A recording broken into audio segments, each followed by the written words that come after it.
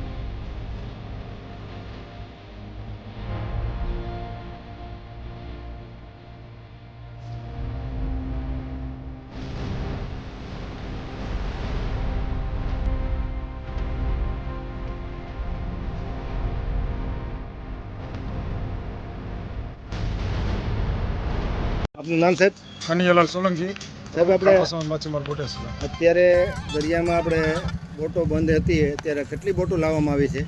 દરિયામાં જે જાફરાબાદ બંદરમાં 700 બોટ છે। 700 પૈકી તમામ બોટો આવી ગયેલી, ફક્ત 4 બોટો આપણા ખલાસી માણસો સહિત અને 1 બોટ ખાલી બોટ એમાંથી માણસોને રેસ્ક્યુ કરેલા છે, એ બોટ દરિયામાં છે। બાકીની 4 બોટ 2 શિયાળ બેટની અને 2 ખારવા સમાજની જેને એન્જિનો બંધ પડેલા હતા, કોસ્ટગાર્ડે એ લોકોની સાથે સહકાર આપી અને કોસ્ટગાર્ડે એની સાથે રહી અને સાચવેલી હતી। અત્યારે સવારે જાફરાબાદથી ખારવા સમાજની 6 બોટ એને રેસ્ક્યુ કરવા માટે જઈ અને બંદરથી 23-24 નોટિકલ માઇલ સુધી પહોંચી પવનને મોજાને હોવા છતાં પણ જાનની જોખમે જઈ અને આ બોટોને રેસ્ક્યુ કરી બાંધી અને ત્યારે લઈને આવ્યા છે। અને બંને બોટોની અંદર 8 ખલાસી છે, આ તમામ સલામત છે। અને બાકીની 2 બોટો પણ જે બંધ હતી એની અંદર 1માં 9 ને 1માં 10 ખલાસી હતા, આ પણ સલામત છે। હવે હાલમાં જાફરાબાદ બંદરની એક પણ માણસોવાળી બોટ એક પણ નથી રહેલી, એક ખાલી બોટ દરિયાની અંદર છે। ફક્ત અમને નુકસાન એ છે કે જે 3 બોટો દરિયાની અંદર ડૂબી ગઈ છે એમાં 11 માણસો અત્યારે લાપતા છે, એનો કોઈ પત્તો મળેલો નથી। ભગવાન કરે અને આ માણસો પણ અમને જીવંત મળી જાય એવી અમારી કોશિશ છે।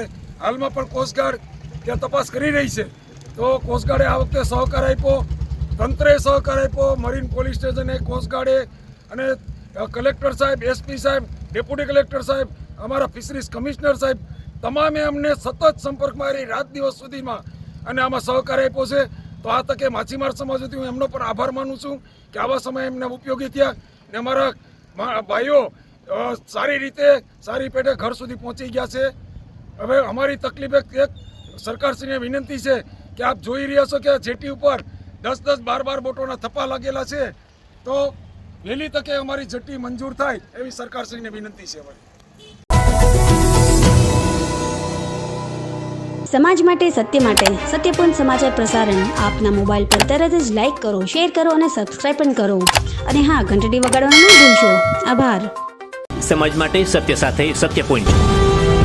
અહેવાલ, સમાચાર તથા જાહેરાત પ્રસારિત કરવા સંપર્ક સાધો. સત્યપુંજ સમાચાર પ્રસારણ, લબ્ધિ કોમ્પ્લેક્સ, તાલુકા પંચાયત સામે, સિહોર.